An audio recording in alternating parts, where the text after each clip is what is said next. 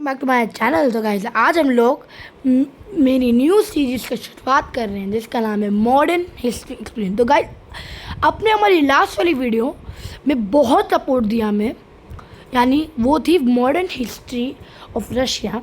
तो गाइस अब हम ये सीरीज़ स्टार्ट कर रहे हैं, तो गाइस को फॉलो ज़रूर करना।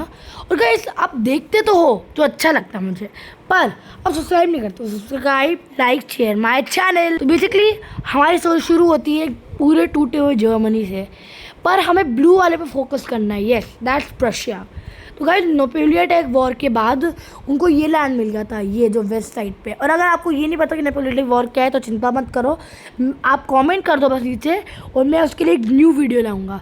तो गाइस बेसिकली जीतने के बाद उनको लैंड तो मिला बहुत सारा, पर एक उनका चांसलर है, एक उसका नाम है बिस्मार्क, ऑटो वॉन बिस्मार्क।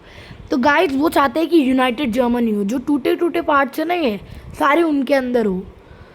उनके बिगेस्ट कंपेटिटर ऑस्ट्रिया था जो नीचे है डार्क रेड, पर उसको उन्होंने डिफीट कर दिया था, उनसे एलाइज बना दिया ताकि वो हेल्प कर सके। तो गाइस बेसिकली कुछ टाइम बाद हाँ उनका मैप ऐसा हो जाता है एकदम, ये ब्लू एरिया देख रहे हो guys, this is the land of लक्सवर्क एंड हाउसनहावन।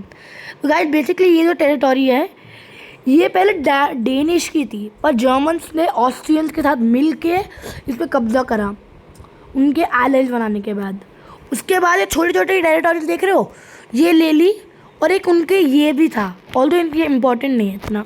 तो गाइस फिर इससे नॉर्थ जर्मन कन्फेडरेशन बने,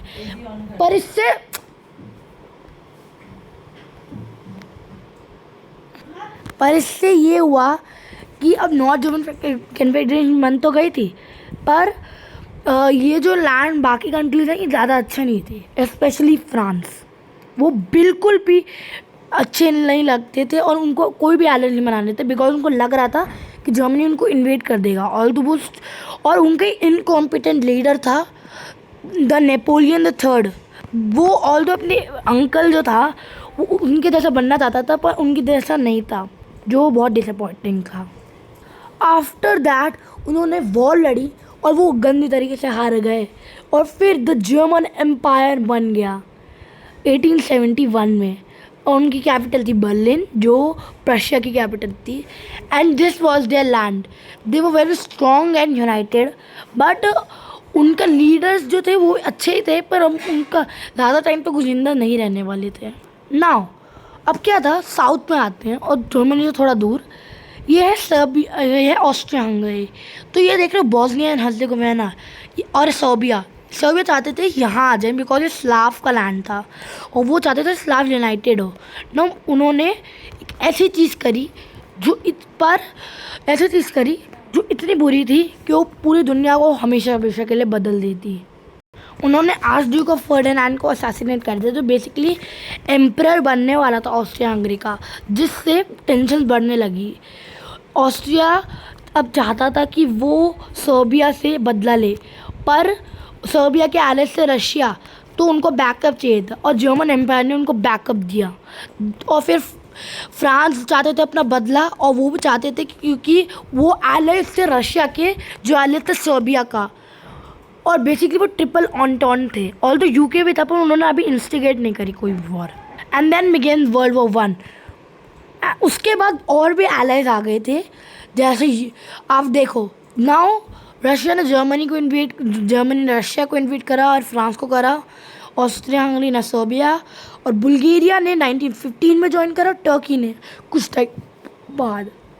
आफ्टर दैट बेसिकली जर्मनी, जो ये लैंड देख रहे हो बीच में जर्मनी और उसके फ्रांस के बॉर्डर में, ये एक लाइन थी जो बहुत फोर्टिफाइड थी। तो उनको लगा कि हम बेल्जियम से अटैक करते हैं, पर फिर बेल्जियम था यूके का एलाय, तो यूके वॉर में आ गया।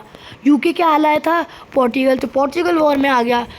इटली ने ऐसे ही ज्वाइन कर ली, मोंटेनेग्रो और अल्बानिया सर्बिया के साइड पे हो गए, और ग्रीस ने भी ज्वाइन कर लिया 1917 में। तो नाउ बेसिकली अब क्या था कि वर्ल्ड वॉर 1 चल रही थी, पर आपको शायद पता होगा क्योंकि आपने मेरी मॉडर्न हिस्ट्री ऑफ रशिया वाली वीडियो देखी थी, उसमें रशियन सिविल वॉर शुरू हो गई, जिससे रशिया ने सरेंडर कर दिया वॉर से।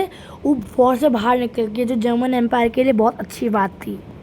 जर्मनी ने फ्रांस को इन्वेट करने का एक प्लान बनाया था जिसका नाम था शीफलिन प्लान।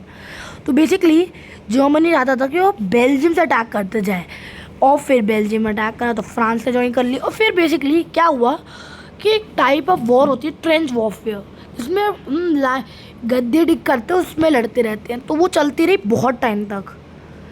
यही जो वेस्टर्न फ्रंट में द फेमस क्रिसमस ट्रूस हुई थी, उसको मैं एक्सप्लेन कर सकता हूँ अगली वीडियो में अगर आप कमेंट करेंगे तो अमेरिका बेसिकली वॉर में नहीं था, पर अमेरिका शायद वॉर में ज्वाइन कर सकते थे, तो जर्मनी के लिए बहुत बड़ा थ्रेट था। इसलिए उन्होंने क्या करा कि उनको सरप्राइज अटैक करने के लिए उन्होंने एक टेलीग्राम भेजा मेक्सिको को, जो था कि अमेरिका को इन्वेड करो साउथ से, ताकि हम तुम्हारी हेल्प करेंगे बाद में। पर बेसिकली प्लान यूके ने ट्रैक डाउन कर दिया और यूएसए को दे दिया, जिससे यूएसए वॉर में आ गया और बहुत बड़ी लड़ाई हो गई। यूएसए ने ऐसे पोस्टर जैसे I want you for the US army जैसे पोस्टर्स जो थे आने लगे, जो अभी भी फेमस है। अब बिकॉज वर्ल्ड 1 जर्मनी हार गया, उनको अपनी बहुत सारी टेरिटोरी देनी पड़ेगी, जैसे पोलिश को द डांसिंग कॉरिडोर देना पड़ा, राइनलैंड को में मिलिट्रलाइजेशन को रोकना पड़ा, एलिस फ्रांस फ्लोरेंस पे को वापस देना पड़ा, और डेनमार्क की टेरिटोरी को भी वापस देना पड़ा। और फिर उसके बाद जर्मनी की इन्फ्लेमेशन बहुत बढ़ने लगी, और उसके बाद जो हुआ वो बहुत इंटरेस्टिंग है। पर गाइस आज हम लोग उसको बाद में नहीं डिस्कस करेंगे, अगले पार्ट में करेंगे। इसलिए like share and subscribe my channel.